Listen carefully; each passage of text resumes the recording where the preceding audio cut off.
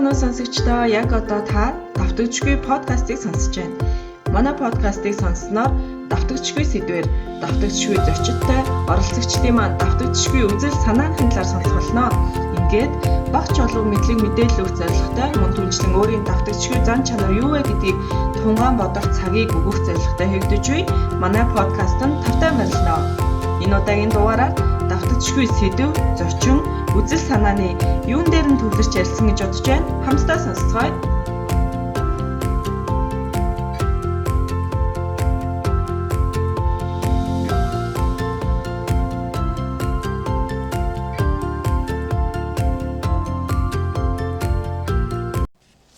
Сайн мэцгаано ингээд давтагдчихгүй подкастын 8 дахь дугаар хүрэхэд бэлэн болоод байна. Та бүхэндээ өнөөдөр YouTube-д гадаад хэлийг 60 хоногт хэрхэн урдан сурах вэ гэдэг бичлэгээрээ илүүтэй олон танигдсан олон хэл сонирхон суралцагч давтагдчихгүй зочин ориглыг урьж оролцуулаад байна. За миний ажилласнаар бол оргил зөвхөн гадаад хэлийг сонирхон суралцагч биш, маш олон төрлийн ном уншиж, үргэлж өөрийгөө хөгжүүлж байдаг залуу үеийн төлөөлөл гэдэг утгаар нь бас подкаст тавьж оролцуулсан байгаа. Ингээд сайн байна ориглоо. Сайн байна уу? Сайн за. Урилгыг мань хүлээж авснаас маш их баярлалаа. Урьсанд баярлалаа. За би ориглыг болохоор ерөнхийдөө яг түрүүн хэлсэнчлэн гадаад хэлийг 60 хоногт хэрхэн урдан сурах вэ гэдэг бичлэгээс анх мэдсэн байхгүй юу?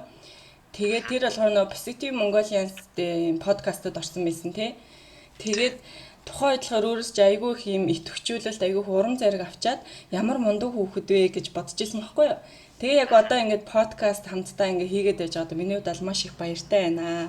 За манай подкаст болохоор ерөөдөө эхэн төгсгөл хоёртой юм хоёр асуултыг байн асуудаг. Эхнийх нь болохоор яг манай подкастын нэр нь давтагдчихгүй подкаст гэж байгаа. Тэгэхээр анх яг өөрт чинь подкастт мань оролцооч гэдэг урилга өгөхөд яг ямар мэдрэмж төрсэн бэ? Яагаад заавал давтагдчихгүй гэж өгсөн бол гэдэг ч юм уу? Аль эсвэл давтагдчихгүй гэдэг үгтэй холбоотой ямар нэгэн дурсамж байдаг бол хуваалцаач. Надад бол давтагдчихгүй подкастэнд хүрж ийн гэхэд би ямар сонирхолтой нэртэй подкаст вэ гэж бодсон. Тэгээд яг нэг ингээ хальт одоо өнцгөөс харахад ч юм уу нэлээд тийм том зорилготой ч юм уу тиймэрхүү подкаст шиг санагдсан. Тэгээд дараа нөгөө нэг подкастнаас ч нас сонирхоод ороод нэг эхний эпизодын жишээ нь хальт сонсоод үзсэн чинь ер нь бол оролцож байгаа хүмүүсийнхаа давтагдчихгүй чанарыг нь голцоо асууж ярилцсан юм байлээ тийм. Тэгээд тэрийг сонсчоод бас миний давтагдчихгүй чанар юу юм бодол гэж бас бодож үзсэн л дээ.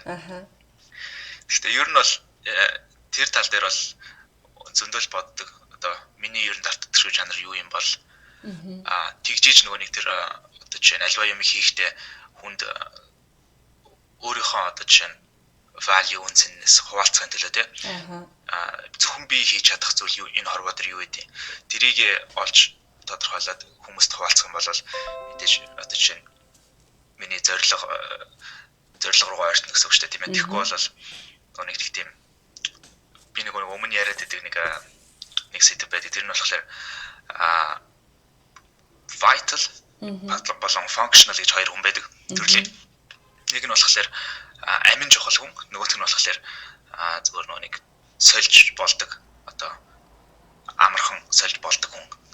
Гэхдээ альва хүн болгоно өөрийн гэсэн цор ганц чанартай ч гэсэн нөгөө тэр чанараа өөрөө тодорхойлоод өөрөө тэрийг үнэлээд хөгжүүлэхгүй бол тэр нөгөө нэг солигдож болдог хүн болдог. Тэгээд нөгөө нэг тэрийг өөрөө хүн үнцэнэ тодорхойлоод өөрийнхөө үнцнийг үнэлэх юм бол ер нь бусд хүмүүсээс тэрийг нь хүлээн зөвшөөрдөг. Тийм болохоор би одоо хүмүүсийг бас тэр өөрийнхөө vital чанарыг нь олж анзаараад тэгээд тэр өөрийгөө үнэлээд тгээсэй гэж ер нь бол хүсч юм хийж байгаа.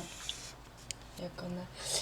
За би ориглоосаас асуумаар санагдаад ерөнхийдөө миний мэддэг оргил болохоор айгүй тийм олон хэл суралцж байгаа юмд их хичээнгүй за англи улсад амьдардаг гэдгийг би мэдэх байхгүй юу? Тэгэхээр яг ориглын хувьд яг өөрийнхөө өнцгөөс ингээд өөрийгөө товчхон танилцуулбал юу гэж танилцуулах вэ? Одоо яг англид одоо суралцдаггүй юу хийдэг бол гэдэг ч юм уу сонирхолтой санагдаад. Англид Goldsmiths гэж нэртэй Лондонгийн их сургуулийн харьяа их сургууль сурдаг. Лондонгийн их сургууль гэдэг нь өөрөө нэг дотроо 10 хэдэн их сургуультай том институт байдаг. Тэднийх нэг Goldsmiths гэдэг их сургууль сурдаг. Тэрнээс өмнө Bristol хотод онлайн физикээр бас сурч исэн. Тэгээд шилжээд буцаад Лондон ирсэн. Ер нь бол анх Англид 13 настайд ирж исэн.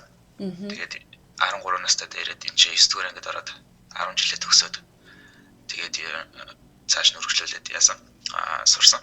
Тэгээд одоо бол Англид сүүлийн 10 жил амьдарч байгаа. Тэгээд ер нь бол энэ ч бол баг миний 2 дугаар гэр болсон байгаа. Тэгээд ерөнхийдөө бол өөрийгөө танилцуулна гэвэл би бас тэр тал дээрээс айгүйх бодж үздэг. Би ер нь яг юу хийдэг. Миний яг одоо чинь нэг л юм хийдэг гэд үзэх юм бол тэр нь болохоор юу юм бэ лээ. Сурах хүсэлтэй. Тэгээд сурах гэдэг урлагийг одоо мастер хийхийг зорж байгаа ч гэх юм уу тийм. Тэгээд тийм учраас хэл сурахыг ч үзэж гин хүний тарих одоо гэх мэт юмнуудыг судалж гин гэх мэт тэгээд тэр сурах гэдэг урлаг дотор нь бас заах гэдэг юм маш чухал байгаад байдаг. Тэгээд заах тусам улам хурдан сурдаг. Тэгээд тийм учраас тэр сурах заах гэдэг хоёр юмыг л мастер хийх гэл үзээд байгаа нэг хүн байна да гэж. Тийм байна. Би яг чиний ярнаас яг одоо л ойлголоо. Би бас нөгөө лайвуудыг чинь яг ихэнхдээ хоцорч үздэг байхгүй, тухайн цагт харж чадахгүй. Тэгээд ямар гоо ингэж мэдлэгээ бусадтай хуваалцдаг юм бэ, уншсан, сонсон зүйлээ хуваалцдаг юм бэ гэсэн чинь давхараас нөгөө зорилгоо биелүүлээд, төсөл мөрөөдлөө биелүүлээд яваад идэм бэ штэ. Айгу гоё санагддаг. Лайвууд ч үзээд би айгу их мэдээлэл олж авдаг байхгүй юу. Тэгээ энэ дундаас бол хоёулаа нэгэнт яг гадаадд суралцж байгаа тэр дундаа яг хэлтэй холбоо танилцуулсан учраас яг энэ ярианаас эхлэе гэж бодож байна. Яг лайвс чинь сонсож байхад хит маягтай ярьж байгаа болов гэд өөргөө ингэ түгжчихдэг гэсэн тийм нэг утгатай яриа байсан шүү дээ. Тэр бол надад айгүй үнэн санагдсан. Зөвхөн над дээр гэхгүй бас сонсож байгаа сонсогчд маань ингээд за би одоо англи хүн шиг ярих гэвэл амар акцент гаргаал нэг худлаа сонсогдох бах та нэг маяглаж байгаа юм шиг. За монгол аялагаараа ярьчихгээд миний хувьд болохоор жишээ нь солонгос хүмүүс амар маягтай ярьдаг байхгүй ингээл 000 гэдэг ч юм уу. Тэнгүүд надад жоохон бууж өгдөг аюу хэцүү байдаг байхгүй. Тэгээ чинийхээ сонсонгуудаа нэрэл би үнэхээр л төгс ярьж сурах одоо төгс бол биш сайн ярьж сурах хүсэж байгаа л нөгөө хит маягтай ярьж болохгүй гэсэн түгжээг авч хаяад тэгж яриад чамаагүй хэлээ илүү сайн сурах хэрэгтэй байна гэж ойлгосон байхгүй юу. Тэгэхээр яг энэ санаануудыг яаж гаргаж ирээд идэм бэ гэдэг талаараас ярилцъя. Энэ санааг болохоор би ер нь одоо миний нэг чанар гэх юм бол нөгөө нэг амар тийм ажигч хүн байхгүй юу. Ямиг ерөөсөө ажиглах дуртай. Тэгэл альва юм ингэж жижиг жижиг хамаагүй ажиглаад толгойнхоо архив дотор хадгалцдаг. Тэгээд дараа нь тэр ажигласан зүйлтэй төстэй юм гарчих юм бол нэмж ажиглаад ингээ хооронд нь нийлүүлдэг ч юм уу. Тэгээд энийг бол хамгийн анх яаж ажигласан гэхээр анх би нэг Англид ирээд нэг 2 жил болсон байсан ч юм уу. Тэгээд би тухайн үед бол өөрийгөө нөгөө нэг хэлний авьяастай гэж боддог байсан. Яг бол Англид ирээд нэг баг 4 сар болсон байхад манай 10 жил бас Франц хэл заадаг байсан. Гэхдээ тухайд би нөгөө англи хэлээ сурч амжааг болохоор Франц хэлний багш юу зааж байгаа л надад бүр англиар юу яриад байгааг ч ойлгохгүй юм чинь. Тэгээд нөгөө нэг 4 сарын дараа болохоор яг нэлээд хурцтай сураад тэгээд дараа нь нөгөө Франц хэлний багштайгаа ярьж исэн чинь би англид ирээд 4 сар болсон гэж хэлсэн чинь намайг гайхаад. Бүр шоконд ороод ингээ ам наагаад би чамайг англи төрсөн байх гэж бодсон гэдэг чийсэн байхгүй. Тэгээд би яг хоо англи хэлний хувьд бол би анх англид ирээд сурсан биш бас өмнө баг бэлтгэл ангид байхаас сурч лээсэн л да. Гэхдээ тэр аялганы хувьд нэг тийм байгаа байхгүй. Авьяастай. Тэгсэн чинь дараа тэр аялганы авьяас гэдэг юмныхаа би учрыг нь бас гайхдаг байсан байхгүй. Тэгээд яг англид ирээд 2 жил болчоод зуны амралтаараа Монголд очиод үеэл ахтайгаа хамт компьютерээр оролдоод суужсан байхгүй. Тэр нэг MacBook-ын дээр нэг тийм шатар байсан. Цаанаас нь тоглолтог нэг тэрийг тоглохдоо одоо жишээ нь Bishop C1-ээс C2 руу явдаг гэх юм уу тийм. Тийм тушаалуудыг өгөхлөөр бас Harry Potter дээр гардаг ч тэр нөөрөө явдаг. Тэгсэн чинь ерөөсөө намайг хэлэхлээр л яваад манай тэр үеэл ахыг хэлэхлээр ерөөсөө явахгүйсэн байхгүй. Тэгээд манай тэр үеэл ахтай болохоор хоорондоо хамт өссөн. Тэгээд ерөөсөө одоо хэлний тал дээр болохоор их тийм сонирхолтой байгаагүй. Тэгсэн мөртлөө надтай адилхан юм ажигч. Тэгсэн мөртлөө тэр хэлний тал дээр нэг тийм блоктой байгаад байсан. Тэрийг нь би ингээд бодож байсан чинь яг намайг ингээд хэлээд болоод тахлаар нь бүр сүулдэ өөрөө ууралсан юм уу яасан намайг бүр чи бүр амар ямар балиар маягтай хэлдэг энэ гэсэн байхгүй наа. Тэгэхээр нь би зүгээр л хэлж шээ. Яг л англи хүн шиг хэлж шээ гэсэн чинь. Тэгээд тэр үед би бодсон байхгүй. Зүгээр яг англи хүн шиг зүгээр хэлж байгаа минь одоо энэ хүнд амар тийм маягтай сонсогддог юм байна гэдэг. Тэгээд дараа нь өөрийг ингээ хэлүүлэхлээр намайг дөөрэж хэлэх гэж байгаа гэдэг амар тийм маяглаж байгаа юм шиг дүрсгэсэн байхгүй. Тэгэхээр би энэ ичээдээ тийм байж таа ингэж маяглахаасаа гэдэг. Тэгээд дараа нь тэрийг ингээ дахин даатгалчаа дараа нь ингээ явж исэн чинь тэр анзаарсан юмнууд нэгэд дахин бүр хүн болгон дээр анзаарагдаад тэгээд өөрөө бас нэг шинэ хэлнүүд ялангуяа франц хэл чинь бүр амар маягтай хэл шүү дээ. Хамгийн нэг хүмүүсийн хэлдгээр секси хэл гэж хэлдэг. Тийм аялгаутай. Тэгээд тэрийг би анх сурахад бас яг тэр зарчмыг ашиглаад бүр дэндүү их маяглуулж ярьдаг. Тэгээ өөрөө ганцаараа өрөөндөө сууж байгаад ч юм аа бүр ингээд бүр ингээд бүр хэлийг баг ярихгүй ч гэсэн ингээд мөр зөрөө ингээд дээшлүүлж байгаад уруулах шүү амаа уртсгаж байгаад ингээд гэж тэгж яриад тэгж маягладаг. Тэгээ хамгийн гол нь тэгээд минь тэндээсээ яг туршлаганаасаа сурсан юм болохоор тэгж маяглчаад дараа нь одоо ингээд сурч штэ. Тэгэнгүүтээ жирийн хүн шиг жирийн франц хүн мэдээж тэгж амар сүртэй маяглахгүй. Тэрнээсээ доош нь буулгаж авчираа жирийн хүн дээр жирийн франц хүнтэй адилхан ярихад илүү амархан байдаг. Тэрний оронд тэр дээшээ өрөхгүйгээр доош нь бүр доор нь одоо монгол аял гарч юм уу, англи аял гарч юм уу ярьж агаад тэгээ дараа нь франц хүн шиг ярих ихлээр тэр амны чин тэр булчингууд нь тасаагүй. Тэгээ тийм болохоор хэцүү байгаад байдаг. Тэгээ тэрийг анзаараад хүмүүст тийм зөвлөгөө өгчээсэн. Тийм тэр айгүй бүр хэрэгтэй санагдсан. Ялангуяа их олон хүний гаргадаг алдаа юм шиг санагдчихсэн байхгүй юу? За Орглын маань хувьд за би аялганы хувьд бас буруу хэлж магадгүй hyper polyglot гэдэг штэ тий олон хэл суралцагч гээд тэгээ би яг хуу энэ чиглэлээр ингээд яг энэ ямар хэллэг юм бол энэ төрсэн чинь олон хэл сурдаг хүмүүсийг л ингээд нэрлэлчтэй юм шиг байгаа. Тэгэнгүүт тэр хүмүүсийг судлангууд 20 хэлтэй хүн байна, 10 хэдэн хэлтэй хүн байна. Тэгэнгүүт 5-6 хэлтэй хүнийг бол яг энэ төрлийн хүнд авч тооцдог гэж би уншсан баггүй юу. Тэгэхээр Орглын маань хувьд нийт одоо яг хэдэн хэл мэддэг вэ? За тийм би анх яг одоогийн байдлаар бол сурж байгаа хэл гэвэл за нэг 10-аад хэл байгаа. Монгол хэлийг тооцохгүй гэвэл нэг 9 хэлч юм да. Тэгээ монгол хэлийг би одоо хүртэл сурж байгаа гэж тооцдог байхгүй юу? Яг л би монголоор шинэ үг одоо хүртэл сурдаг. Монгол хэлээр өөрийгөө бас яаж илэрхийлэхийг одоо хүртэл хөгжүүлдэг. Хүмүүс бас тэрийг тооцдог гэж магадгүй төрөл хэлээ хэлэндээ тооцдог баг. Тэр нь бас надад аягүй сайн санагддаг. Тэгээд ер нь бол 10-аад хэл байгаа. Тэгээд тэр 10-аад хэл дотроос бол яг одоо жишээ нь гинт намайг мөрөн дээр ингээд тогшоод эргээд харангууд тэр 10 хэлний аль нэгээр нь ярих юм бол нэг 5 хэлээр нь ч юм уу тэр хүндээ би буулах байх гэж бодож байна. Тэгээд нөгөө 5 хэлээр нь бол баг зэрэг нэг ойр зурл ярина. Хэд 5 үгс ойлгох. Тэгэхдээ тэр нөгөө хүнийхээ ярьж байгаа юм баг зэрэг ойлгох ч юм. Тэгээд тэр нь болохоор би 20 настайдаа гаргасан зорилго. Яг 20 нас хүртлээр би монгол англи хоёр хэлээс өөр хэл ер нь бол мэддэггүй. Яг оролдож үзэж одоо жишээ нь 10 жил франц хэл заахад нэг ганц хоёр өгүүлбэр сурч исэн. Монголд бас нэг хальт нэг япон хэл сургууль дээр зааж исэн гэх мэт. Тэрнээс цаашгүй байсан. Тэгтээ яг надад нөгөө нэг өмнө тэр ярьслан дээр хэлжсэн манай ээж 5 хэлээр ярьдаг. Тэгээд тийм учраас яг тэрнээс миний одоо сурсан гол юм нь болохоор тэр хэлний авьяас гэхээсээ илүү хүн одоо яг амьд боддоор миний нүдэн дээр ингээ манай ээж олон өөр хүмүүстэй олон өөр хэлээр яриад тахлаар энэ боломжтой юм байна гэдгийг л хамгийн гол нь нээж өгсөн байгаа байхгүй.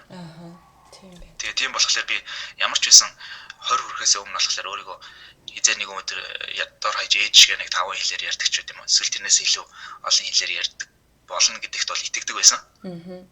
Тэгтээ яг хизээч тэрэн дээр нөгөө нэг ингээд шууд шийдвэр гаргаад өнөөдөр би сурч гэдэг юм тийм. Тэгдэггүй ингээ хоош тавиад идэг гэсэн байхгүй. яагаад хоош тавьдаг гэсэн бэ гэхэлэр нүг аливаа ямиг ингээд сурах гэхэлэр мартчихдаг. Тэгээд дараа нь мартцсан юм чинь цагаа өрсөн болчихно гэдэг юм уу. Одоо жишээ нь би Японы хэлний хирагана, катагана энтриг нийтдээ бараг нэлээд хэд удаа мартсан байхгүй. 10 жилдээ сурчаад тэгээд дахиад нэг жил оролдохгүй байж байгаад эргээд харахаар сандгүй. Аль нь юу вэ гэд. Тэгээд дахиад шинээр сураад тэгээд дахиад нөгөөдгийг оролдохгүй байж байгаад яхалаар дахиад мартчихдаг. Солонгос хэлний бас нөгөө алфабет цагаан толгойг бас нийт бас нэг 6 удаа сурч мартсан. Одоо хүртэл мартаастай байгаа. Яг нэг цөөхөн идэв үсгийн тань. Гэхдээ эргээд танихлаар тэр нь ингээд улам хүчрхэж суугаад байгааг бас би анзаарсан. Тэгээд тэр нь тэр хэлийг сурахад одоо тэр олон хэлийг сурахад ч юм уу тийм. Миний тэр нэг буруу ойлголтыг ивдсэн байхгүй. Мартлаа гэд тэр нь одоо сурахгүй гэсэн үг биш. Мартаад дахин суулгах тусам яг урт хугацааны ой санамжинд улам илүү идэвхжиж суудаг юм байна гэдгийг ойлгоод. Тийм учраас би одоо жишээ нь өнөөдөр надад хэрэггүй ч гэсэн нэг Японы хэлийг ч юм уу нэг 20 минут үзчихэд тэрийг мартцсан ч гэсэн хамаагүй жилийн дараа эргээд ирэхэд тэр нь улам илүү хүчрхэгж суух учраас урт хугацааныхаа одоо чинь өөртөө их хөрөнгө оруулалт нь тэр нь зөв хөрөнгө оруулалт гэж үзээд. Тэгээд баг багаар ингэ суулгаад байгаа. Тэгээд 20 настайд яг 25 настайд гэхэд би 5 жилийн дотор дор хаяж монгол хэлийг тооцоод дор хаяж 6 хэлээр ус цас ярьдаг. Гэхдээ бас ус цас ярина гэдэг нь бас яг тодорхой. Өөрийн толгой дотор ус цас ярина гэдэг нь ямар ч хүнтэй ерөнхий сэдвэр ингээд төгдөрөхгүйгээр үргэлжлүүлээд яриа өрнүүлж чаддаг. Эсвэл ном уншаад бас ойлгодог. Гэх мэт. Тийм тодорхой зорилго тавьсан. Яагаад гэвэл бас миний нэг айгүй их итгэдэг юм нь болохоор тэр нь бас өөрийнхөө алдаанаас ойлгосон л та. Дахин одоо жишээ нь англи нууны анх ирчээд би айгүй их таргалсан байхгүй. Тэрнээс өмнө би Монголд бүр хит тураалд орсон хүүхэд байдаг байсан. 11, 12 настай. Тэгээд яг 12 нас хүрээд 13 нас хүрээд Англид ирэхдээ нөгөө нэг хит тураалаа засгаад хит таргалсан. Тэгээд яг тэр нөгөө өсвөр насны хүүхэд чинь таргалахлаар чинь тэрийг айгүй энцгүүлж аваа шүү дээ. Тийм болохоор тэрийг ингээд турах гад жил болгон орлохлоор жил болгон 10 хил хасч чадаад идэгсэн байхгүй. Тэгсэн мөртлөө тэрийг эргүүлээд нэмждэг ч юм уу. Тэгээ нөгөө нэг өөрийгөө сарын дотор 10 хэдийн хилд орно ч гэдэг юм. Тиймэрхүү богинохон хугацаанд амар том зорилго тавиад байдаг. Тэгээ тэр алдааг бүр 5 6 жил тогтмол гаргасныхаа эцэст ерөөсөө за энэ чинь паттерн болоод байна болий гэдэг. Тэгээ эсрэгээр нь бодож үзээгээд туршилт хийсэн. Тэр нь болохоор би 7 хоногийн дотор нэг сарын дотор гэх мэт ойрын хугацаанд өөртөө маш зүйл хандна. Нэг өдөрт нэг 5 минут ч гэх юм уу. Гэхдээ 3-аас 5 жилийн хугацаанд би өөртөө бүр маш хатуу хандаж маш том зорилго тавина гэдэг. Тэгээ тийм болохоор 20 настайдаа тэр зорилгыг тавьсан. Би 25 настайдаа 6 хил сурна гэх юм. Тэгээд тэрнээс хойш баг багаар ингээд одоо хүртэл сураа явж байгаа.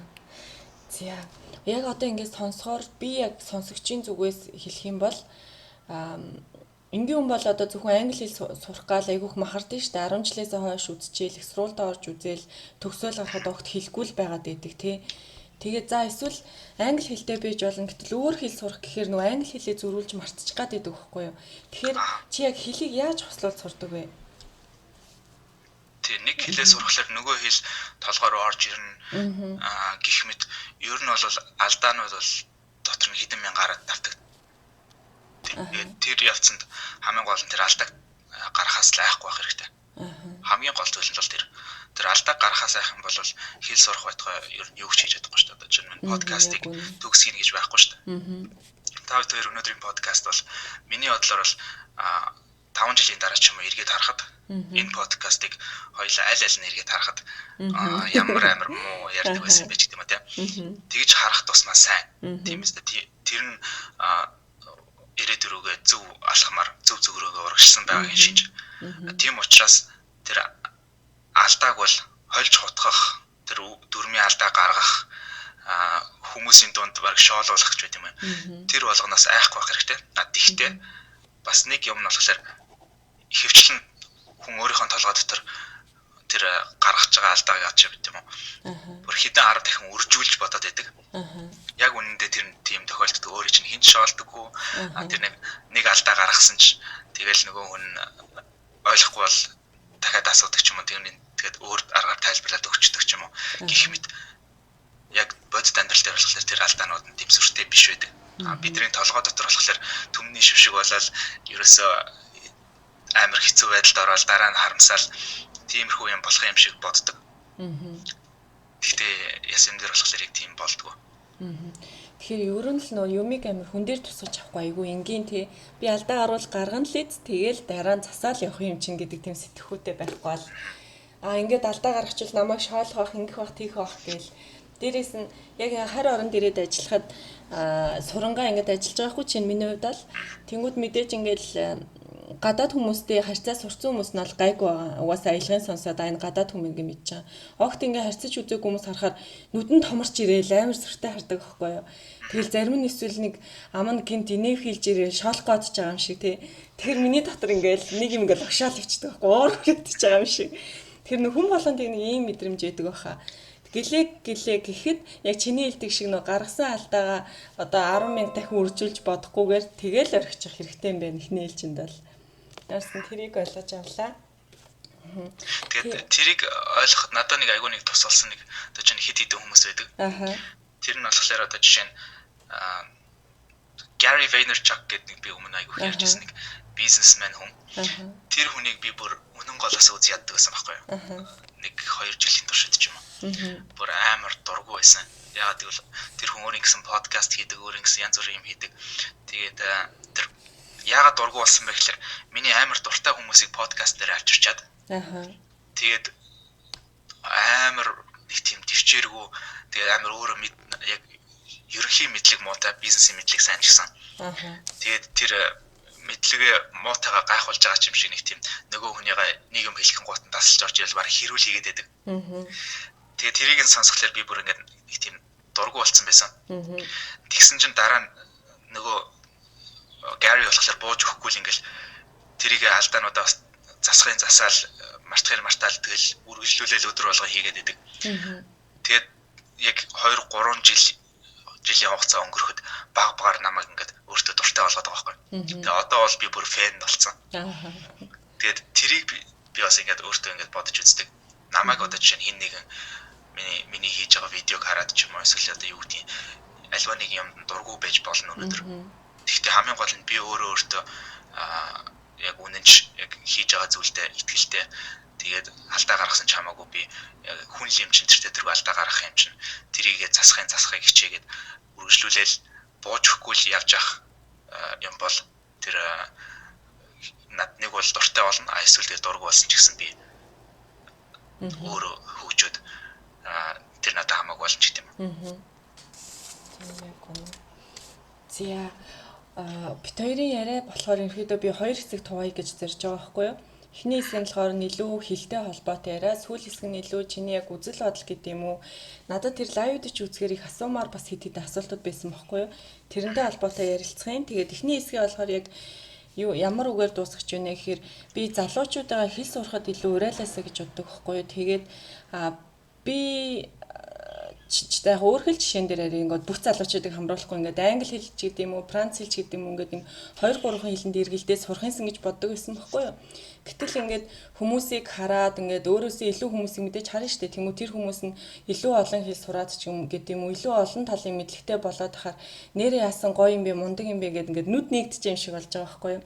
Тэгэхээр би залуусаа бас ингээд уриалаасаа гэж хүсээд байгаа. Яагаад заавал зөвхөн англи хэлээр өөрийгөө хязгаарлах ёстой гэж те. Дээрээс нь бас оргил маань яг хэлэх бах л та. Зөвхөн ингээд англи хэл үзээд одоо дараа нь Франц, Япон хэл сурах юм бол өө тэрийг сте толгоороо багтааж чадахгүй, хэцүү штэ, сурч чадахгүй гэж бодож иж магадгүй. Гэхдээ хүн бүрт бас нэг ижил боломж байдаг штэ тий. Тэгэхээр энэтэй холбоотой бас залуустаа уриалаад эхлүүл. Тэр толгоонд багтдаггүй гэдэг тал дээр болохоор би бас яг өмнө ярьж ирсэн тийм ээ. Би өөрөө тэр алдааг өсөндөө гаргаж ирсэн. Манай ээж хүртэл тэр алдааг гаргаад өөрөө тэр олон хэл мэддэг гэж надад ерөөсө заагаагүй. Одоо чи манай ээж аав хоёулаа орос хэлний багш мэрэгчлээ. Тэгсэн мөртлөө надад хичээж орос хэл заагаагүй юм болохоор би одоо орос хэл миний хувьд бол хамгийн муу ярьдаг хэлнүүдийн нэг.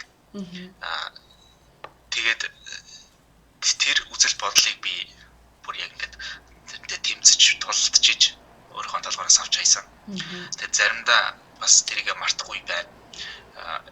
Гэхдээ хамгийн гол нь одоо жишээ нь тэр миний нэг түүх байсан тэр нодлон жил Унгар явах гээд нэг найзынхаа хормонд явах гээд тэгээд Унгар явах болцсон чинь тэр Унгар явах гээд догтлох үед сурсан Унгараар тоол сурсан юм хөдөлтөж авч сурсан тэр одоо өгүүлбэрүүдийг би шал дими сурчлаа тарихад дими юмар дүүргчлээ гэж бодож байгаагаа өөрөө анзаараад тэгээд өөрийгөө баг алгадаад юу ярьж байна би чинь энэ чинь тарихыг хөгжүүлнэ гэдэг чинь яг л дасгал хийхтэй адилхан би нэг өнөөдөр нэг 30 гар дээр сүнэгаад турникэн дээр сүнэсэн ч юм уу тэр сүнэлтийгаа би шал дими сүнэчлээ гэж бодож байгаатай яг адилхан. Тийм учраас би сүнэх тусам улам илүү хүчтэй болно гэхээс юм сурах тусам улам илүү цааш нь сурах чадвартай болно гэхээс миний тарих тийм хязгаартай зүйл биш гэж өөртөө сануулсан. Тэгээ яг тэгвэл миний тэр гол зүйл нь тэр хэл сурахтаа биш нөө тэр альва зүйлийг сурах гэдэг урлагийг мастер хийх зорилготой болохоор би 100 хэл сурсан өөрийгөө чадна гэж бодож байгаа энэ яванаасандаа.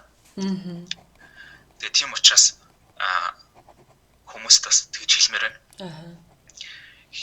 Өөрийгөө хэл сурч чадахгүй гэж бодож байгаа бол мэдээж оролдохгүй. Тийм учраас чадахгүй. Тэгтээ чадна гэж бодож байгаа бол магадгүй би танаас илүү авьяастай байж болно. Өндөр хүн намхан хүн гэж байдаг шиг. Тэгтээ өндөр хүн илүү авьяастай одоо чинь илүү өндөр болж төрсөн байлаа гэд тэр намхан хүн тамирчин болж болохгүй гэсэн үг биш тийм ээ. Тэр намхан хүн биеэ хөгжүүлээд хурдан гүйдэг, өндөр өсөрдөг, хүчтэй биеэ яаж ч хөгжүүлж болно. Яг тэрэн шиг өөр хэн нэгэн өөрөөс чинь илүү авьяастай байлаа гэд та өөрөө тэр зүйлийг өөрийнхөө хүрч чадах максимум хэмжээнд хүрч чадахгүй гэсэн үг биш.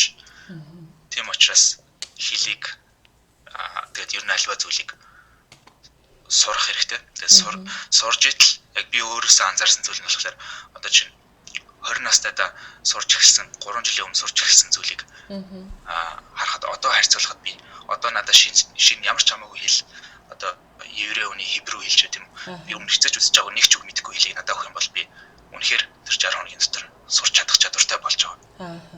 Тэр нь болохоор өмнө тэр хэл 10 хэл сурсан тэр одоо практик нь надад тэгж одоо миний тарихыг болчинтай болгосон юм да. Тэгэхээр яг хэлтэй холбоотой дахиад сүүлийн нэг асуулт асуусан. Магадгүй сонсож байгаа хүмүүс маань асуухгүй дээ гэж хэлж магадгүй. Яг энэ 10 хэлийг яг ямархуу одоо үйл явцаар сурав? Одоо яг детальчлаа ярих юм бол ер нь нэг ингэж бүгдийг өөр сурдаг л та. Зүгээр яаж сурмаар байгаа тэргээрээ сурдаг. Одоо жишээ нь Францаар бол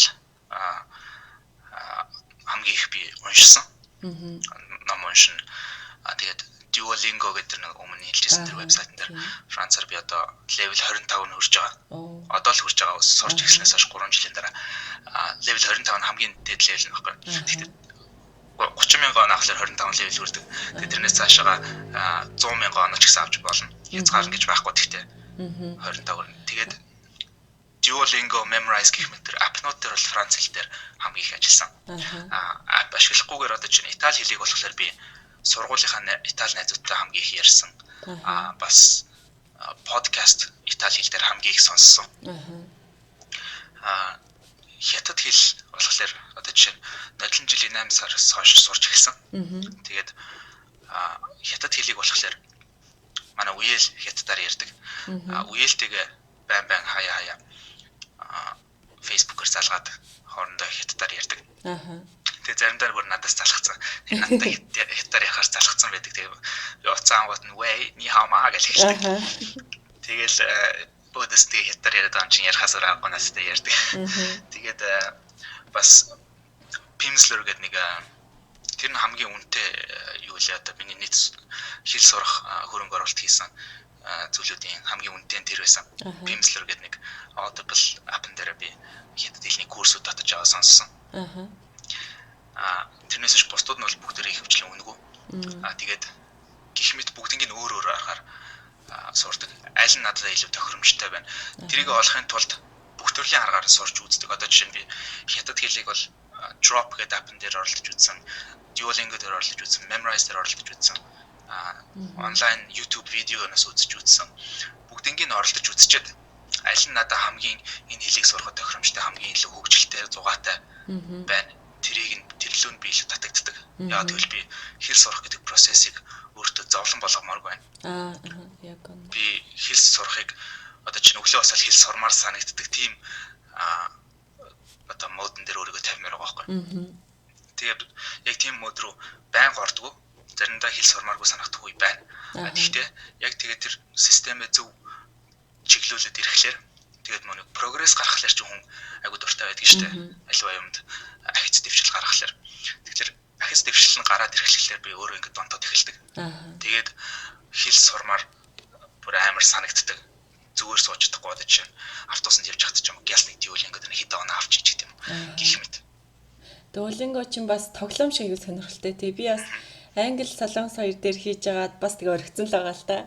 Тэгээ айгу тоглоом тоглож байгаа юм шиг хэрнээ хилээ тавтаад байсан их гоё юм байлээ.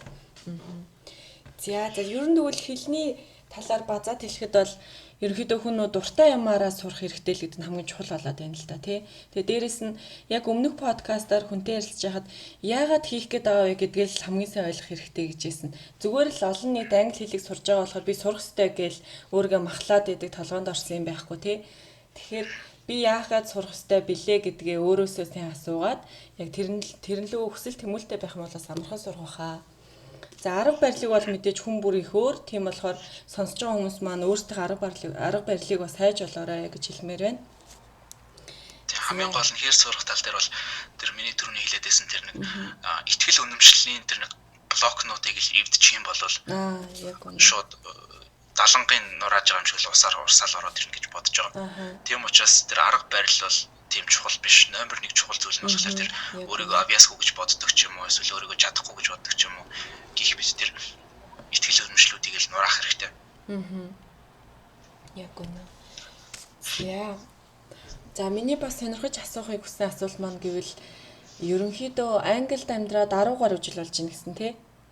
Тий 10-аад жил болж байгаа. Тэгэхээр яг юм англи залуусын сэтгэлгээ ч гэдэг юм уу, монгол залуусын сэтгэлгээ ч гэдэг юм уу, ер нь хэрэг ялгаатай байдаг бол гэхдээ яг нэг хүүхэд байхдаа англи очисон болохоос одоогийн Монголд байгаа залуусын талаар сайн мэдэхгүй л хал да тий.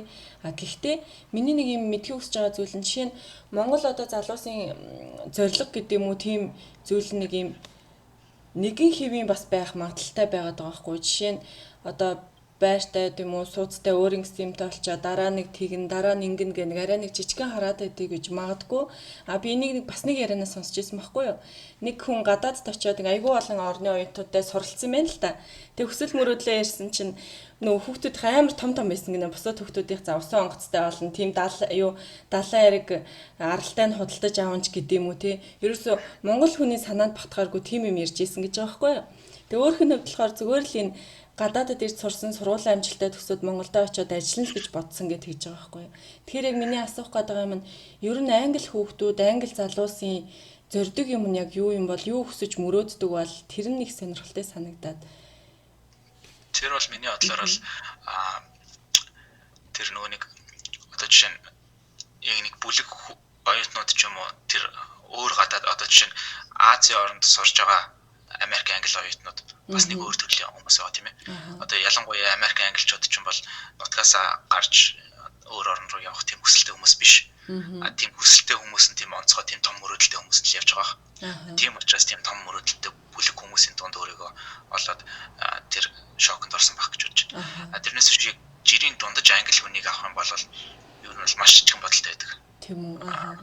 Тийм ер нь бол яг гоо англид ч юм бол бүр тэр зиндаа гэдэг юм чинь бүр маш тодорхой хуваагдсан байдаг. Монголд ч юм бол ер нь бол хамгийн дээд зиндаа доод зиндаа хоёрын хооронд бол нэг тийм нэг ялгаа бол олон зуун жилийн турш тогтож гарч ирээгүй байгаа. Англид болохоор upper class, middle class, lower class гэдэг бүр классанд хуваацсан байдаг. Тэр нь гэхдээ нөгөө нэг яг бичигдсэн би upper class гэдэг тийм бичиг биш нөгөө тийм бичигдээгүй хууль болсон байдаг. Тэгээд ихэнх хүмүүс нь бол мэдээж тэр middle class болон тэрнээс доошо классанд байгаа. Тэгээд би болохоор мэдээж Англид ирээд ямар хувийн сургуульд явах биш. улсын сургуульд явна. Тэгэхээр team классны хүүхдүүдийн дунд орно. Тэр классны хүүхдүүдийн дунд бол ер нь бол team том юм ярьдаг team хүү юм бол ховор. Яг л Монголтай адилхан том юм ярих хүүхд байна, том зорилготой ирмэлцэлтэй хүүхд байна. Гэхдээ тэр нь дундч хүүхд бол биш. Гэхдээ миний анзаарсан нэг асар том ялгаанууд гэх юм бол одоо чинь авууштай талууд ч гэх юм уу. Тэр нь болохоор би хүүхэд өсгөх тал дээр байгааг анзаарсан. Тэр нь болохоор одоо чинь зүгээр ингээд богоон дотор ингээд явж яхад нэг англи аав хүүхдтэй ч юм уу охинтойгоо ч юм уу хамт явж байгаа цанхоор хараал ингээл тогтмол юм зааж өөлөдөг. Тэр байшин тийм юм түүхтэй энэ юм. Тэгээд тэрийг ингэж хүмүүс яадаг энэ тийм юм яадаг. Тэгээд тэр нь ингэж бараг эдийн засаг нь бараг ингэж ажилтдаг ч гэдэм юм. Бүр ингээл нарийн шир юм яг том хүн тайлбарлаж байгаа юм шиг тайлбарладаг.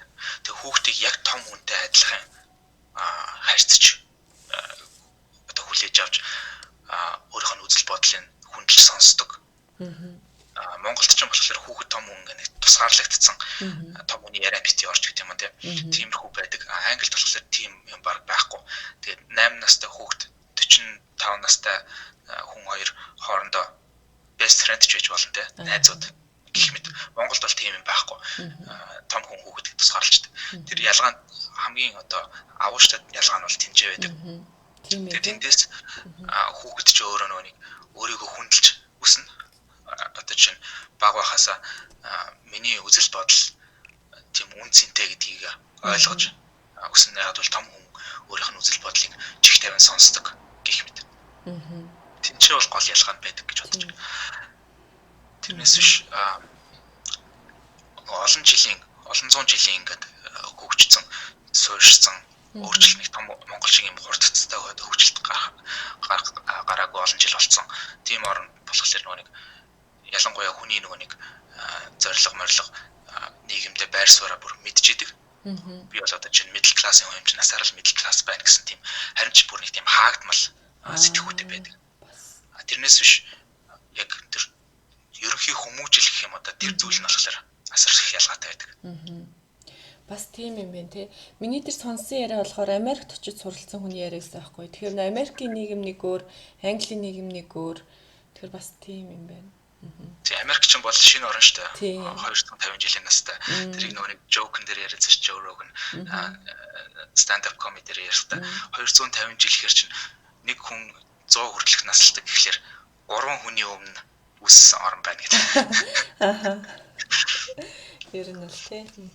Англи хэр угаасаа тийм нэг юу гэдэг дээд зэрэглэлийн нэг язгууртан ч гэдэг юм уу бидний нэг киноноос үздэг гэсэн угаасаа тийм мэдрэмж төрөөдсөн байхгүй. Би яг бодоол ээжсэн яг өдөр асуултуудаа толгой дотор оож явахдаа англи хэр нэг тийм л мэдрэмж төрдөг. Тэгвэл яг тэргээрээ л баг байд юм байна дөө ер нь.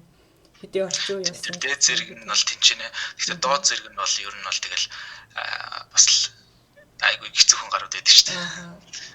Бас сонирхолтой санагдаж байна. За би ориглынхоо нэг амьдралын хэм маягаснаас асуумаар санагдаад байдаг. Ер нь оролцож байгаа хүмүүсийнхаа нэг өдрийн амьдралын хэм маяг яаж өрнөдөг бол гэж одоо мэдмээр санагдаад байдаг. Тэгэхээр оргил маань ер нь өглөөнөөс ахуулаад орой хүртэл хөвчлэн юу хийдэг вэ? За ерөнхийдөө нэгтгэс бүтэнсээ өдөр хүртэлх ажлуудаа дундчлаач гэдэг юм уу тий? Тэгээд ярил. Ер нь бол заримдаа бүтлгүүдэх үе байна, заримдаа бүтэлтэй үе байна. Гэхдээ дунджаар бол одоо жишээ нь 7 хоног болгон ч гэх юм уу нэг зорилго тавиад тэр зорилгоо биелүүлэх юм бол бусд нь баг хамаагүй гэж боддог. Яагаад гэвэл одоо чинь 7 хоногт 10 зорилго тавьчих юм бол аль нь ч хүрдэггүй. Тэгээд тийм учраас заримдаа тэр зорилго нь бүр тийм өөрийгөө хөгжүүлэх ч гэдэм үү тийм гэхээсээ илүү гэр бүлтэй илүү анхаарал тавих ч гэдэм үү бас байна. Яагаад гэвэл нэг юу яадаг даа ирээдүйд одоо жишээ нь 20 жилийн дараа очиод бүх зүйлийг алдсан, бүх зүйлийг буруу хийсэн тийм шийдвэр бүх шийдвэрүүдэд буруу гаргацсан эсвэл хариуцлагаас цухтаацсан ч юм уу тийм өөрийнхөө хувилбар руу очсон юм шиг төсөөлөд тэгээд 20 жилийн өмнө 20 нас руугаа эргээд ирвэл бүх зүйлийг өөрөөр хийх байсан гэж бүр амар бодоод баг улимсаа гартал бодож жагаад тэгээ эргэж ирээд шийдвэрүүдээ гаргахыг хичээдэг. Тэгээд тэгэхээр бол миний хувьд бол хамгийн чухал гочирж байгаа зүйл нь болохоор гэр бүл, найз нөхөд, тэгээд бас чиж ингээд тогтмол ингээд өөрийгөө шахаад авахгүй бас залуунасаа бас нэг хөгжилтэй өнгөрөх байх ч гэдэм юм. Гэх мэт тиймэрхүү зүйлүүд бас гарч ирдэг. Гэхдээ тэгж хэлэхлээр бас зарим хүмүүс хөгжилтөх дуртай хүмүүс улам хөгжилтэй явж магадгүй. Би болохоор ер нь бол хөгжилтдэггүй, ер нь бол шоуддаггүй. Тийм болохоор тэгж хэлж байгаа. Тэрнээс ч байнга шоуддаг хүн бол тэрийг багасгах хэрэгтэй. Тэгээд тийм хүмүүс нүг цаг байхгүй гэдэг нь бас миний бас нэг давуу тал нь тэр байж магадгүй. Ерөөсөө тийм шоуд мод гэсэн юм бол баг 3-4 сартаа нэг байж магадгүй. Тэгээд ер нь бол одоо чинь хийж байгаа зүйлээ нүг тэр хабитуудыг ингээд суулгачдаг. Зуршлуудыг суулгачихлаар цагаа ингээд үрж чадхаа болчдөг юм байлаа. Одоо дими суугаад дими видео үзээ суудаг ч юм уу тиймэрхүү юмыг хийх гэхлээр ингээд нэг тийм цаанаас нэг юм татаад байдаг болчдөг. Зөв хабитыг суулгачихлаар 20 нас хүртлэе болохоор ерөөсөө бүр жинхэнэ хамгийн залхуу хүн байсан. Тэгээ одоо хүртэл залхуу хിവэрэ. Тэгээ тийм ч учраас энэ хабитыг суулгах гэдэг яваад байгаа. Тэрнээс биш би залхуу биш хүн бол ер нь бол шаардлагагүйгээр баг хөдөлмөрлөчнө гэж бодож байгаа. Гэхдээ тэрнээс би нэг юм ойлгосон. Залхуу хүн гэж байдаггүй. Бид нар бүгдээрээ залхуу. Гэхдээ одоо яагаад аливаа зүйлийг хийж байгаа тэр яагаад амар хүчтэй. Тэгээд зөв зөрчлүүд нь суудсан хүн бол залхуу хүний нүдээр харахад ажилсаг хүн гэж харагдана. Тэрнээс биш тэр хүн ч гэсэн тэгэл өөрийгөө зовоогоод авахыг хүсэхгүй шүү дээ. Тэгээ тийм учраас тэр хабитнуудыг суулгахыг л ер нь бол оролддог. Тэрийг одоо детальчлж ярих юм бол жишээ нь өдөрт нэг 10 минут бясалгал хийхийг оролддог. Өглөө босонгуудаа тэгээд бас одоо нэг хүмүүсийн ингээд нэг анзаардаггүй амар чухал юмнууд байдаг. Одоо чинь Монголд ороо хорохгүй бол өдрийн ажил бүтдэггүй байдаг. Тэр болохоор тэрийг бол би амар тууштай хийдэг. Сүүлийн баг 10 хэдэн жил ороо хураахгүй байсан өдөр баг байхгүй байна. Тиймэрхүү нэг жижиг зүйлүүд аюу чухал байдаг. Яа тэгвэл тэр нэг миний хувьд одоо өдрөө ялагдах гэж хоёр хуваадаг. Өнөөдрийг би ялсан уу ялагдсан уу гэдэг. Заримдаа би зарим өдрүүдэд тэр өдөртөө бүр амар хүр бүтээлч зүйл хийсэн мөртлөө тэр өдрөдөө ялагдахгүй байна. Тэр нь болохоор нэг өөртөө хит их expectation хүлээлт тавьчихлаар бас тэрэндээ хүрэхгүй болохоор хидий их юм бүтээсэн ч гэсэн ялагддаг. Тийм учраас тэр ойрын хугацаанд хэд хоногт өөртөө зөөлөн хаанд гэдэг нь одоо чинь би ороо хураах юм бол өнөөдөртөө ялчна гэдэг ч байж болно. Тэгээд нөгөө нэг ороо хураагаад тэргүй өдөр эхэлснийхаа 5 минутын дотор өнөөдрөө ялчиж байгаа юм чинь. Амар тийм өөртөө ихтэй болчдөг. Тэгээд цааш нөргөлүүлээд дараагийн зүйлүүдийг хийхлээр ялсан мөртлөө дээрээс нь нэмээд бонус олж авсан юм шиг нэг тийм гоё мэдрэмж төрдөг. Яг үнэн би бас яг дэмжиж байна. Ер нь өглөөг яаж эхлэн тэр бас айгүйх цаашдын өдрийн юунд их нөлөөлдөг баха. Ингээл нозоороо сэрэх юм эсвэл орондоо хөвлөрөөл ээж хаар тэр өдөр тэр чигээрэл ер нь онцгой болоод өвчтэй штэ тий. Тэгэхээр жижиг зуршлаас ахуулаад нэг цаашдын одоо тэр божоо зорж байгаа юмд банаас жижигэн ч гэсэн түлхэц олж өгж байгаа болов уу гэж бодож байна. Тэгээд тэр хамгийн гол юм би болохоор тэрийг бас нэг өөрийгөө ажиглаад туршиж хахад анзаарсан юм болохоор заримдаа ноцоорсон мөртлөө дараа нь оройн үрд бүтээлтэй байх үе байна. Тэрийг болохоор яагаад тэгж байгаа юм бэ гэхээр тэрэндээ ноцоорсондоо гимшиж байгаа үгүйгээс бас маш чухал хамаарна. Одоо жишээ нь заримдаа хүмүүс нэг өдрөө цагаа өргөж байт юм уу эсвэл дими шийдвэр гаргаж байт юм уу тиймэрхүү үедээ тэрэндээ хэрэг гимшин тэр хэмжээгээр дараагийн зүйл хийх чадваргүй болно. Энерги тархины чинь энерги дуусна. Тийм болохоор заримдаа би өөрийгөө би хүн л юм чинь ноцоорох үе байна ч гэдэг юм тэрийг хүлээн зөвшөөрчдөг. Тэгээ тийм учраас хамгийн гол нь би урт хугацаанд л ялагдахгүй байх юм бол өөртөө ялагдахгүй байх юм бол зарим өдрүүдэд өөртөө ялагдах үе байна гэдгийг хүлээн зөвшөөрөөд тэгээ тэрэндээ гимшихгүйгээр одоо нэгэнт болоод өнгөрсөн юм чинь өнөөдөр би баг хэдэн 4-5 цагийг үржлээ. Тэгээ нэгэнт үржсэн юм чинь би араас нь харамсаад яах вэ? яг одоо 5 секундын дотор босоод нэг үр бүтээлтэй юм хийж гэдэг юм уу. Тэгээд 5 4 3 2 1 гэж шууд басдаг. Тэр нь болохоор 5 секундын рule гэдэг нэг ном байсан. Тэрнээс бас авсан нэг хэрэгтэй зүйл. Вау, гайхалтай. Яг чамаа ингэж ярингууд би яг дотор айгүй их юм бодогдож байна. Нэр яг тэндээс тэр үедээ нэг тэгсэн шүү, энэ үед ингэсэн шүү ч гэдэг юм уу те. Тэгэхээр сонсож байгаа хүмүүс доноос бодож байгаа хаа. Сонсож байгаа залуус маань. За, бас нэг асуухыг хүсэж байгаа юм гэхээр ерөнхийдөө иймэрхүү өөрийгөө айгүй байн хөгжүүлж яадаг, идэвхжүүлж яадаг хүмүүсийг зарим хүмүүс сонсохороо заавал ингээл нэг тийм өөргөө юмд хүчлээдэж байгаа юм шиг те эсвэл би заавал энэ хүн шиг байх ёсгүй би зүгээр өөрхөрөө л урсгалаараа амьдрий ч гэдэг юм уу нэг тиймэрхүү бас үнцэг байдаг байхгүй юу ер нь заавал яагаад байнга ингэж өөрийгөө хөгжүүлэх гэж одоо байнга өөрийгөө идэвхжүүлж явах хэрэгтэй юм бол чи яа заавал энэ замыг сонгосон бэ жишээ нь ингээд зүгээр өглөө сэрэл хичээлдээ яваал ирдэг зүгээр л нэг байгаагаараа байж болно шүү дээ те заавал 10 20 хэл сурахгүй зүгээр англи хэлээ сайн сураал явжиж болох л байсан. Яагаад юу энэ зам руу шилжив? Энэ нь болохоор нэг өгүүлбэр ч юм уу хэлэх юм бол эрх чөлөөний төлөө гэж хэлнэ. Тэр нь болохоор хүмүүсийн одоо чинь би ч гэсэн өмнө ингэж хардаг байсан. Ихэнх хүмүүс ч бас тэгж хардаг баг. Хүн ингээд өөртөө ингээд зөв зуршил суулгаад тогтмол өөрийгөө хөгжүүлээд ч юм уу тиймэрхүү зам руугаа орохлоор эрх чөлөө нь боогдож байгаа юм шиг санагддаг. Гэхдээ тэрний бүр маш эсрэгээр тэгэх тусам тэр дисциплин гэж зүйлийг суулгах тусам habit зурчлалыг суулгах тусам эрх чөлөө чинь нэмэгддэг. Тэгээ би болохоор эрх чөлөөнд маш дуртай хүн. Эрх чөлөөтэй байх дуртай. Тийм учраас тэрнийхээ төлөө би одоо энэ төлбөрийг төлж байгаа гэх юм да. Тэрийг одоо чинь тайлбарлаж хэлэх юм бол би залхуурч суугаад бүдүүрээд ямар ч биеийн тамирын одоо тийм итгэх байхгүй бүдүүн хүн болчих юм бол надад биений тал дээр ямар ч эрх чөлөө байхгүй болчих тийм ээ. Өөрийнхөө эрүүл бус байдалд баригдана. Тэрнээс биш би тогтмол дасгал хийдэг, биеийн тамираар хичээлдэг, тамирчин хүн болох юм бол биений хувьд би хамаагүй хэдэн мянга дахин илүү эрх чөлөөтэй хүн болно тийм ээ. Тэрнтэй яг адилхан тэр оюуны хувьд би одоо чинь 10 хэлээр устдаас ярьдаг хүн болох юм бол би дэлхийн хаанч хамаагүй илүү эрх чөлөөтэй хүмүүстэй ойлголцох, хүмүүстэй илүү холбогдох, connection үүсгэх ер нь альва зүйл төр эрх чөлөөтэй болно. Тэрнээс биш яг тэр нөхцөл байдалд нь ороод тэр хүний юу ярьж байгааг нь ойлгохгүй ингээ гацх тэр үе тэр тийм байдлыг бол би төвдөө үзье яддаг. Өөрийгөө тийм байдалд оруулах амар дургу.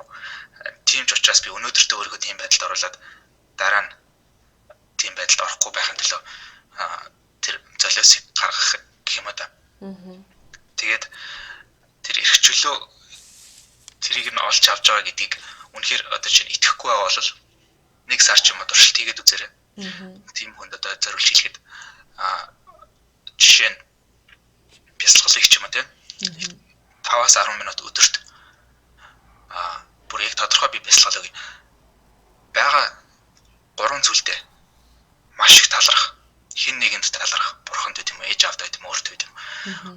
Магадгүй би бас өөртөө ингэж талархдаг жишээ нь 20 настайдаа ямар азар би тийм хэл сурна гэдэг өөрийгөө хөгжүүлнэ гэдэг шийдвэрийг гаргасан юм. Тэр өөртөө би одоо талархаж байна. Яг л тэрний ачаар би одоо 5 хэлээр өөр хүссэн хүнтэйг би харилцах чадвартай болсон байгаа. Гэх мэт. Тийм талархдаг. Тэгээд талархахад хэцүү санагдаад байх юм бол тэр миний нөгөө нэг дасгалыг 20 жилийн дараа бүх зүйлийг алдсан байгаа зүйлээр бүр яг дэлгэрэнгүй төсөөлөд тэгээ эргэж ирээд талархах. Тэгээд нэг 5-аас 10 минутын дотор өдөр болгонд тэгж талархдаг дасгалыг хийчих юм бол тархины чинь нөгөө нэг унтарсан байсан зүйлүүд нь нэгдээд нүдний чинь ингээ харахгүй болсон битүүрсэн зүйлүүд нь нэгдээд тэгээд бүх боломж opportunity өмнө харагддгүй байсан зүйлүүд харагдаж эхэлнэ. Тэгээд тийм учраас эрх чөлөө улам их нэмэгдэнэ. Тэгээд тийм болохоор хэрвээ итгэхгүй бол 1 сарын туршид өдөр болгоно ч гэдэм үү. Бүр чаддгүй мэхэд 7 хоногт 2-3 удаа 5-аас 10 минут талархдаг дасгалыг хийгээд үзээрэй. Тэгээд мэдэх баг. За баярлалаа. Тэгэхээр ориглын маань хувьд ер нь маш одоо ингээд сонсоод байх тусам өмнөх одоо ярьцлуудын сонссон ч гэсэн илүү нөө гүн ухаан байд юм уу, философи байд юм уу, одоо энэ тархины үйл ажиллагаа байд юм уу тийх нарийн юмыг их судалж уншдаг юм шиг санагдаад байгаа байхгүй юу? Ер нь тийм төрлийн хүн үү? Тийм. Тэгэхээр яг энэ чиглэл рүү яг яагаад сонирхох болов? Яг энэ чиглэлээс ер нь базаад хэлэхэд яг ийм учраас л би энэ чиглэлийг сонирхдгоо гэд хэлвэл яг юу гэж хэлэх вэ? Ер нь бол угаасаа нэг сониуч зантай. Тэгээд ажигч зантай түрүүний хэлсэн шиг. Тэгээд тийм учраас одоо жишээ нь би Bristol-ийг сургууль онлайн физик үзэж ирсэн гэдэг. Тийм учраас би физик үздэг байсан. ертөнцийн утга учирыг ойлгомоор санагдаад. Одоо альва зүйл физикийн хууль шинжлэх ухаанаар яаж одоо ажилтгийг зүгээр нэг үзгийг унгаахад яаж тэр дэлхийн татах хүчин татагдчих юм. Тиймэрхүү зүйлүүдийг айгүйх сонирхдаг. Тэгээд тэндээсээ болмаад одоо цааш нь өнгөрчлөх юм бол яагаад би энэ хорвоо дээр байгаа юм тийм ээ. Гэх мэт. Тэгээд тэр нь болохоор бүр анх хаанаас үүссэн байх юм бол намайг 4-5 настай байхад манай аав надаа санамсаргүйгээр намайг нэг өдөр өхнөдийг хэлсэн. Тэрнээс чи ямар өхөн гэж хэлэхгүй зүгээр ингээ ярианд нь би өөрөө өхнөдийг ойлгоцсон. Тэгээд амар уйлал бүр нэг тийм шоконд ороод тэгээ намайг тайвшруулахад миний хөвшин өвөө болж иж өгнө шүү дээ. Тэр болтол чи удаан хугацаанд амьдрна гэдэг. Тэр нь болохоор миний хувьд амар хүчтэй шок байсан. Яагаад гэвэл би өөрийгөө өхнө гэдэг ойлголт надад ерөөсөй байгаагүй. Тэгээд үрд мөх амьдрах юм шиг бодож исэн чинь өхнө гэдэг ойлголт ороод ирсэн чинь би тэгээд бүр байхгүй болчих юм уу бүр ингээд хорвоод оршин тогтохгүй болчих юм уу гэдэг нэг тийм айц төрөөд тэгээд тэр айцаа дараа нь байхгүй болохын тулд одоо жишээ нь Айзек Ньютон ч гэдэм үү хүмүүсийн хийсэн бүтээсэн зүйлүүд нь аль бүр байхгүй болсон хойно үлдсэн зүйлүүдийг нь хараад тэгээд тэр нь надад айгүй хүчтэй нөлөөлж байгааг нь хараад би бас байхгүй болсон байсан ч гэсэн нэг хүүхдэд ч юм уу нэг тийм ихтгэл үнэмшил өгөх тийм нөлөөг өгмөр байна гэдэг тийм зорилготой болсон. Тэгээд тэрнийхэн төлөө ингээд тогтмол заримдаа бүр obsessed maniac шиг юмд төвлөрч үздэг. Судалдаг. За тэгэхээр бас нэг зүйл асуумаар байна. Яг ингээд түрүүний хэлсэн үг аяуг таалагдсаахгүй сурах гэдэг урлагийн мастер хийхийг зорж байгаа гэсэн шүү дээ тий. Тэгэхээр энэ олон зүйлийг яг ингээд сураад байна. За ингээд сурчлаа. Тэгвэл эргээд буцаагаад одоо 10 жилийн хүүхдүүдэд юм уу, их сургуулийн хүүхдүүд ч гэдэм үү, үеийнхээ хүмүүст ч гэдэм үү, яг ингэж зааж сурах юмсан гэж бас хүсэж байгаа ах тий. Ер нь тэгэхээр одоо юу гэдэндээ би нэг ингэж асуураа 20 жилийн дараах оргил өөрийгөө ер нь яг юу гэж төсөөлж байгаа вэ? Ямар хүн болцсон байх бол зорилгодоо хүрээд яг юу хийж явах бол би түрүүний ингээ ярьсан шиг би нөө 4-5 настай байсан хойш нэг тийм хүчтэй надад нэг юм суудсан гэсэндээ тэр одоо дэлхийн түүхэнд нэрээ үлдээгч гэдэг юм уу том мөр үлдээгч гэдэг юм уу. Тэрийг ингээ би ойлгоод өөрийгөө ингээ би чинь тийм учраас юм ингээд яваад байгаа юм байна гэдгийг ойлгох тусам тэр нь баг-багаар алга болоод байгаа. Тэг яг өнөөдрийн байдлаар бол яг өнөөдөр би өглөөхэд баг миний араас намайг хүн дурсах үг нөр тийм чухал биш болоод байгаа. Яагаад гэвэл философийн хувьд ярихад одоо жишээ нь эргээд харахад одоо бурхан одоо чинь бүх төрлийн хүчтэй, бүх төрлийн мэдлэгтэй бүгдийг мэддэг, бүгдийг чаддаг юм чинь тэр нь дэндүү уйдгартай болохоор мэддэггүй юм шиг дүр эсгээд хүний дүрд нэг 60 жил 70 жил ч юм уу тоглодог. Гэдэг нэг тийм зүйлийг хиндүү шашны сургаалаас сонсоод. Тэгээд би ер нь тиймэрхүү зүйлүүд ингээд сүүлийн хэдэн жил ингээд сонсоод явах тусам би чинь үрд мөнх тэртээ тэргүй байж иж үрд бүх мөнх биш юм шиг дүр эсгээд тэгээ айгаад байсан юм байна. Өөрөөр хэлбэл хоосон юмнаас айгаад байсан юм байна гэдэг. Тэрийг ойлгосон. Тэгээ тийм болохоор миний зорилго ер нь бол өөрчлөгдсөн л доо. Тэгэхээр өнөөдрөөс 20 жилийн дараа ч юм уу 40 жилийн дараа ч юм уу эргээд харахад юу хийсэн бүтээсэн гэхээсээ илүү би нэг төрлийн нэг тийм өөрийн хувьдаа нэг эстетик нэг одоо юу гэх юм мастерийн нэг хэмжээг олж авмаар гэж байна. Тэр нь болохоор одоо жишээ нь би нэг подкаст сонсч байсан байхгүй нэг зураач тийм. Би нэг зураг зурдаг тэгээд хоёр зураачийн айгуу мундаг хоёр зураач хоорондоо ярилцж байсан чинь нэг зураач нөгөөсөө тэгж яг энэ асуултыг асуусан.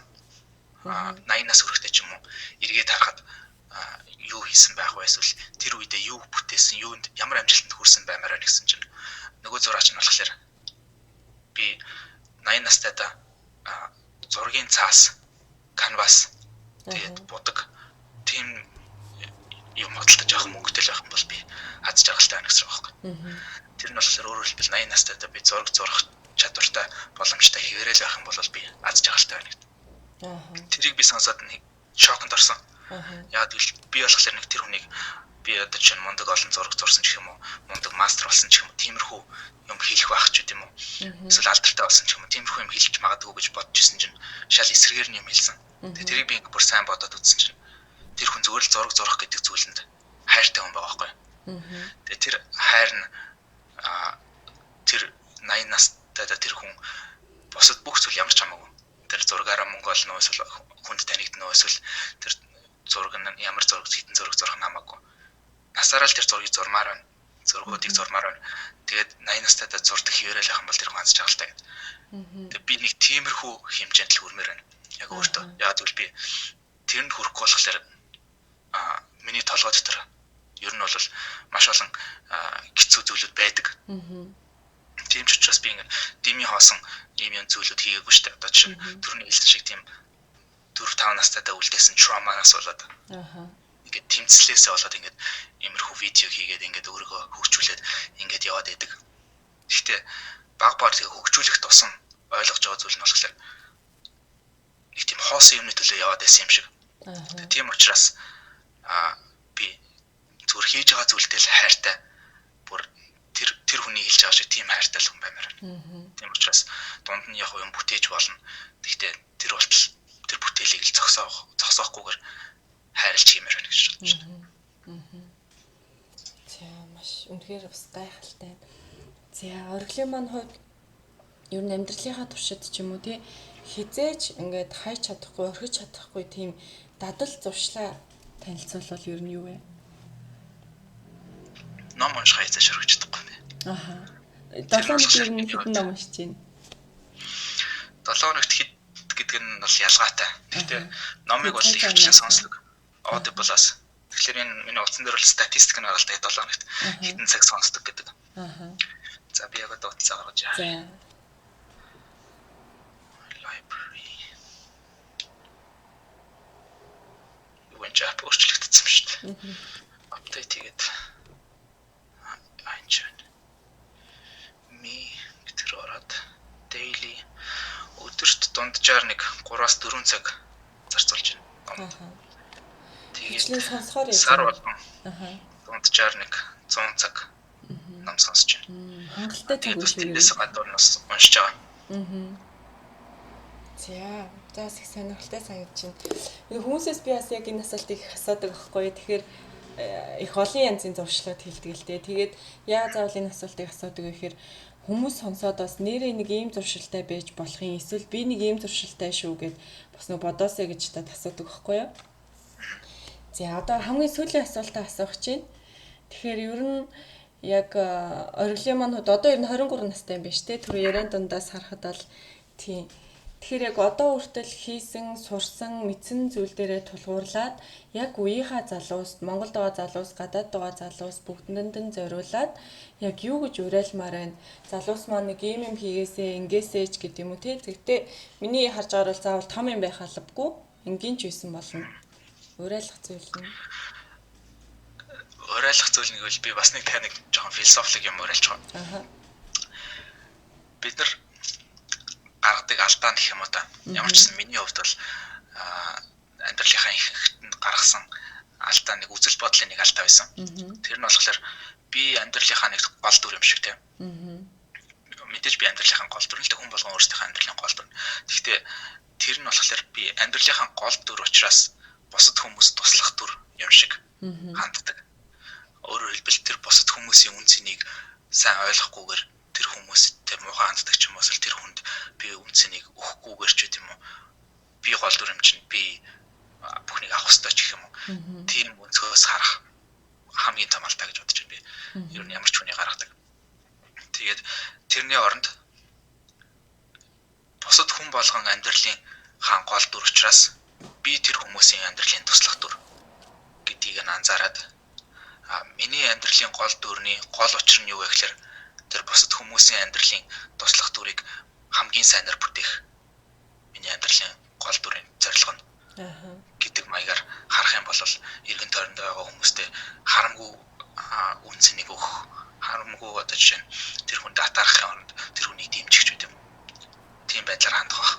Хэрвээ тэгээд хүн болгон биш юм ах нэг арай илүү олон хүмүүс тийм хандлагаар хандах юм бол Монгол улс ч тэр хүний өөрийнх нь амьдралч тэр ер нь бол сайхан зүйлээр тотохгүй байх гэж бодож байна. За хоёулаа ирэхэд энэ хүрээд подкастаа өндөрлөе. Тэгээд ориглоосоо асууя гэвэл зөндөө асуултууд байна. Би бас зөрүүлээ дэрийг бол бас ярмаар санагдаж байна. Гэхдээ хүмүүсийн бас баг зэрэг шүүмж ирсэн л дээ. Өөрөө ямар их яриад идэм бэ нөгөө оролцогчтойгоо нийлээд. Тэгээ тийм учраас би бас нэлийн баг ярьдаг болж хэлсэн байгаа. Асуултуудаа ерөнхийдөө асуугаад хоёулаа энэ хүрээд подкастаа өндөрлөе. За сонсогчид маань бас их хэрэг болох үед маш хөгөөжтэй подкаст болсон гэдэгт итгэлтэй байна. Тэгээд оргил маань цаашид яг өөрийнхөө хүсэж байгаа сурах гэдэг урлагийнхаа бас мастер нь болоорой гэж хүснэ ерөөё. Ингээд урилгын маань хүлээж аваад оролцсон оргилдаа маш их баярлалаа. Дээрээс нь маш их баярлалаа. Дээрээс нь цаашид бас бид нартай мэдлэг мэдээлэл байнга хуваалцаж байгаарай гэж хүсье. За хэлж байна. Тэгээд бас би бас нэг подкаст дээр айгүйх анхаарал төвлөрөхгүйс одоо баг зэрэг ажиллаж эхэлж байгаа. Тийм болохоор бас өөрийг чинь буцаагаад өөрийнхөө подкаст дээр наадгүй би сонсдог хүн бас болж болно. Тийм болохоор дараа тэгээд дахиад ярилцах байх. За тэгээд тэр үед нь би бол нээлттэй шүү. Яа гоё.